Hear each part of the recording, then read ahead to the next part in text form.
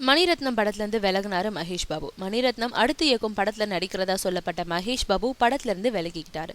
Call sheet இல்லாததுனால விலகிக்கிட்டதா மகேஷ் பாபு தரப்புல விளக்கம் அளிச்சிருக்காங்க.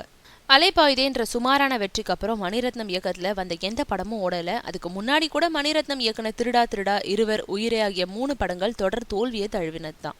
அலைபாயுதேவுக்கு அப்புறம் அவர் எடுத்த கன்னத்தில் முத்தமிட்டால், ஆயுத எழுத்து, குரு, ராவணன் போன்ற படங்கள் மோசமான தோல்வியை தழுவுச்சு. குறிப்பா ராவணன், ஐஸ்வர்யா ராய், விக்ரம்னு முன்னணி நடிகர்கள் நடிச்ச அந்த படம் வெளியான எல்லா மொழிகள்லயும் தோல்வியை தழுவுச்சு. அடுத்து தமிழ்ல மணிரத்னம் எடுத்த படம் கடல். அந்த படத்தை எதுக்காக எடுத்தாரு, இப்படியெல்லாம் கூட காட்சிகளை வைப்பாங்களான்னு பார்த்த அத்தனை பேரும் கிண்டல் அடிக்கும் நிலைக்கு ஆளாச்சு அந்த படம். இதுவரை வந்த மணிரத்னம் படங்கள்ல மோசம்னு சொல்லப்பட்டது கடல் தான்.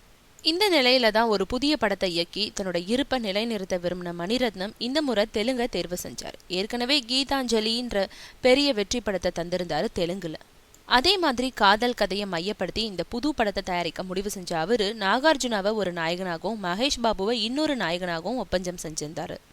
ஆனா மகேஷ் பாபு என்ன நினைச்சாரோ திடீர்னு விலகிக்கிட்டாரு இந்த படத்துல இருந்து. இப்போ மகேஷ் பாபுக்கு பதில் வேறு இளம் நடிகரை தேடிட்டு வராரு. இந்த படத்துல ஐஸ்வர்யா ராய், அசின், அரவிந்த் சாமி போன்றவங்க நடிக்கிறதா சொல்லப்படுது. ஜூன் மாசம் படப்பிடிப்பை தொடங்க திட்டமிட்டிருக்காங்களாம்.